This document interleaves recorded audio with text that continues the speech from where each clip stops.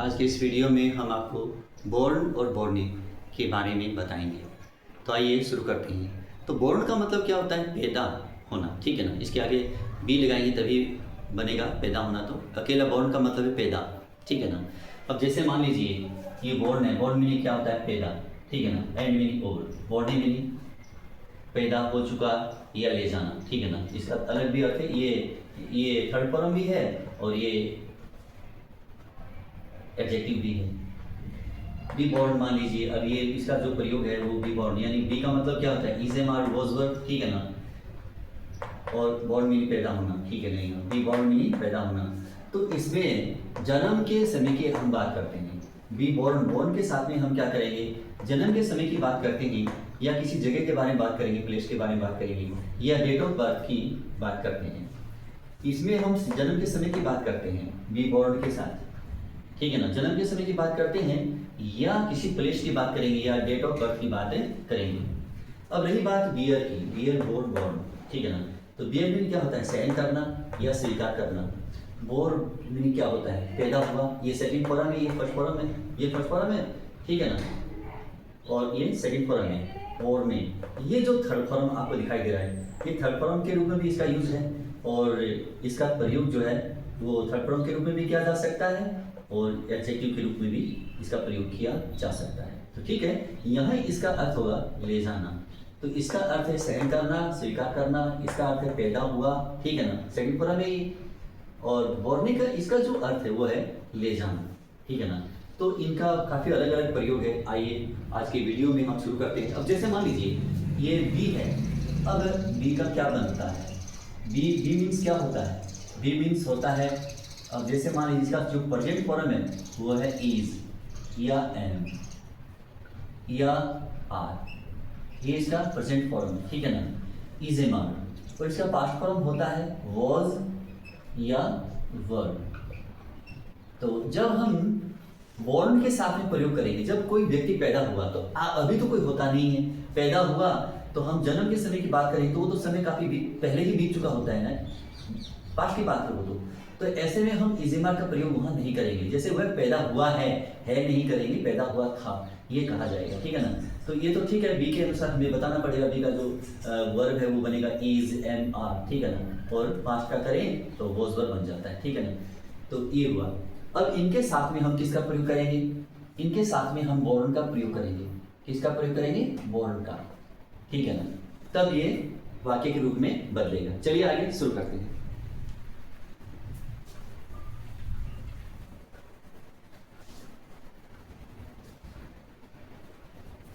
जैसे मान लीजिए एग्जाम्पल के तौर पर, एग्जाम्पल के लिए हम पहला वाक्य शुरू करें कि हजारों बच्चे प्रतिवर्ष पैदा होते हैं, ठीक है ना, ये लिखना है। यानी जन्म के समय की बात करते हैं, हजारों बच्चे प्रतिवर्ष पैदा होते हैं। तो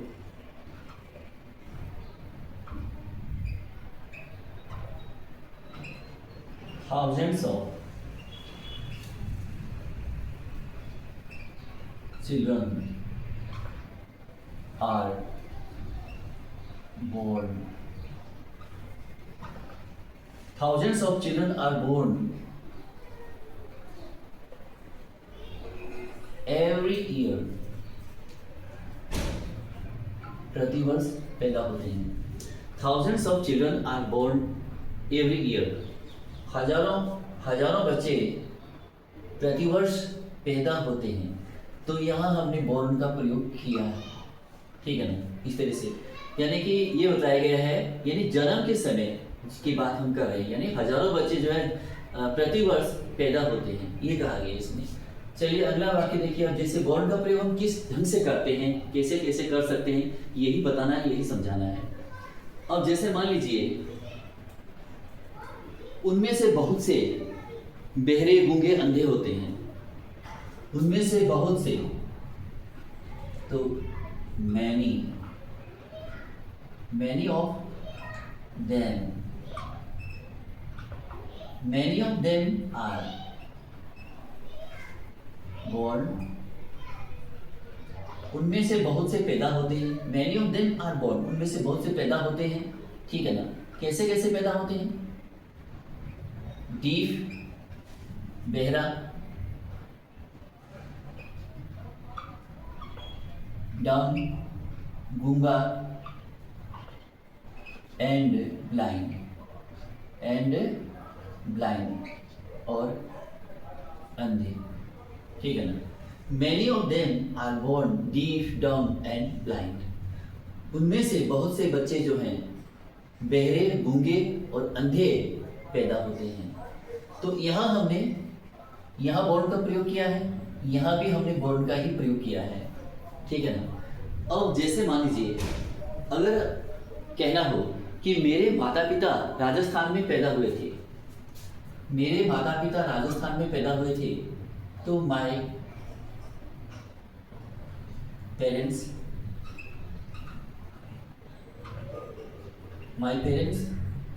वर, अब यह पास्ट टेंस है, वर बॉर्न, मेरे माता पिता पैदा हुए थे इन राजस्थान में,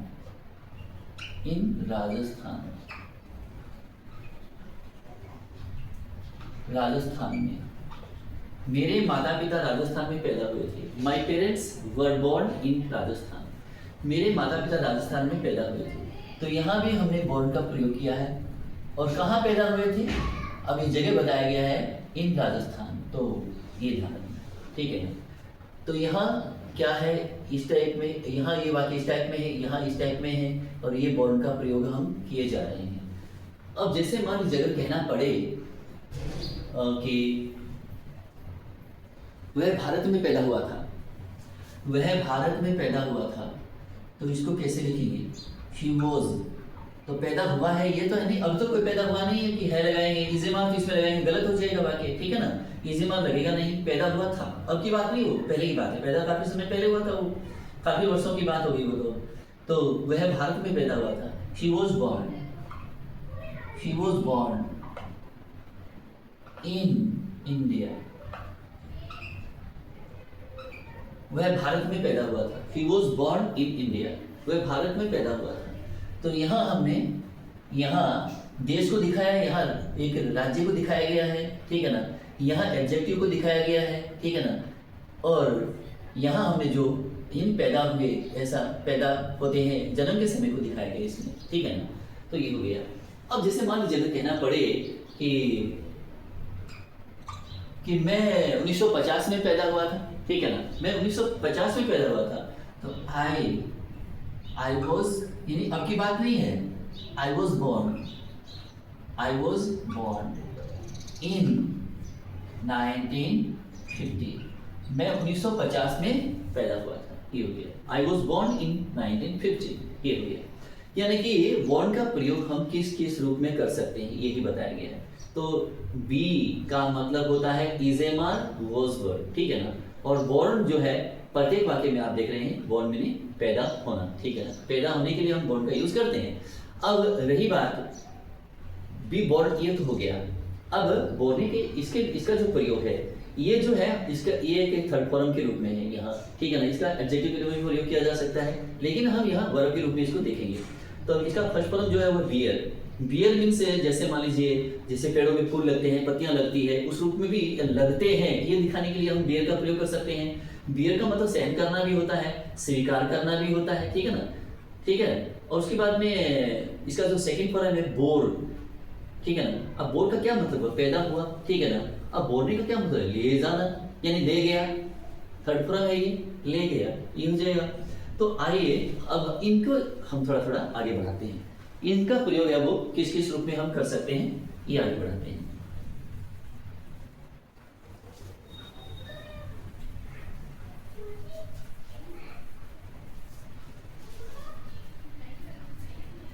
अब जैसे मान लीजिए बियर का प्रयोग देखिए। अब जैसे वह तुम्हारी बातें सहन नहीं कर सकती है, वह तुम्हारी बातें सहन नहीं कर सकती है, तो इसको कैसे लिखेंगे? She can.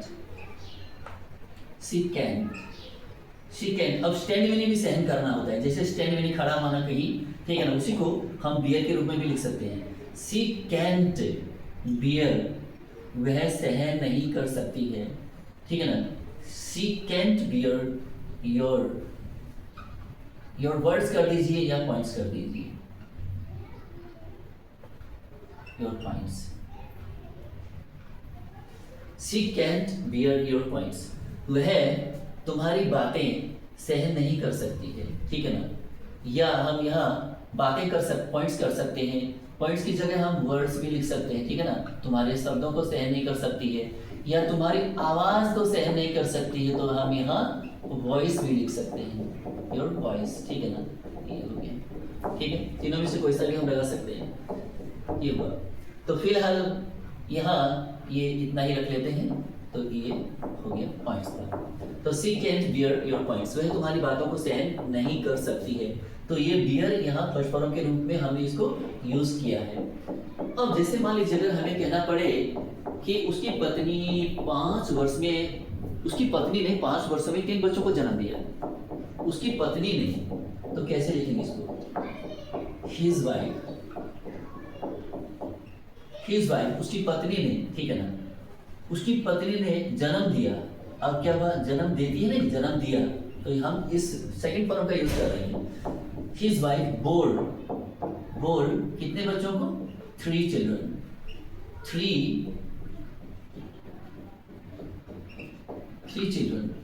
3 बच्चों को जन्म दिया। हिज वाइफ बोर 3 चिल्ड्रन 5 वर्षों में, तो इन 5 years 5 वर्षों में उसकी पत्नी ने 3 बच्चों को जन्म दिया। His wife bore 3 children in 5 years 5 वर्षों में। तो इनका प्रयोग हम तभी किए हैं, इन्हें पूरे 5 वर्ष, यानी 5 वर्ष के अंत तक की बात कही गई है, यानी कि पहले साल से लेकर के 5 वर्ष, पूरे के पूरे 5 वर्ष, इन 5 वर्ष पूरे के पूरे हैं, तभी इनका प्रयोग हमने किया है। लास्ट तक के लिए इनका प्रयोग किया जाता है। तो 5 वर्षों में उसकी पत्नी ने 3 बच्चों को पैदा किया, बोर किया, ठीक है ना, जन्म दिया, ये कह लीजिए। अब जैसे मान लीजिए अगर हमें कहना हो कि शव को अस्पताल ले जाया गया, अब मान लीजिए इस बोलने का यूज बता रहा हूँ मैं आपको, ठीक है ना। उसके यानी शव जो है, शव को अस्पताल ले जाएगा, यानी पैसिव कंस्ट्रक्शन के रूप में लिखा जाएगा। शव को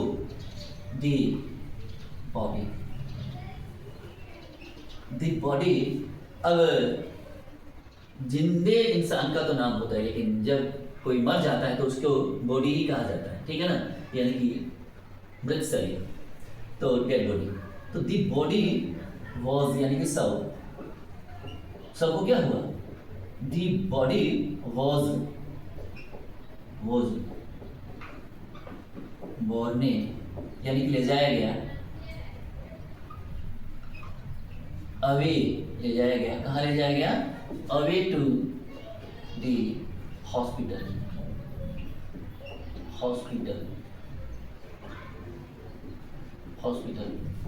दी body was borne away to the hospital, शव को अस्पताल ले जाया गया।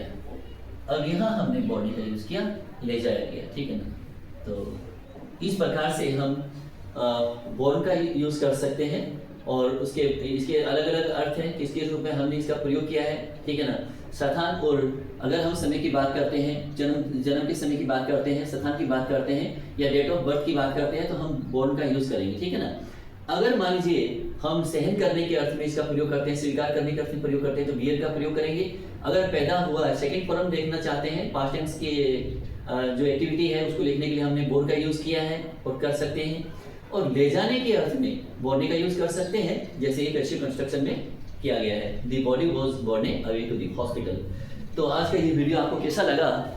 अधिक से अधिक लाइक कीजिएगा, वीडियो को अवश्य ही शेयर कीजिएगा, और मेरे इस चैनल को सब्सक्राइब भी कर लीजिएगा। Thank you so much.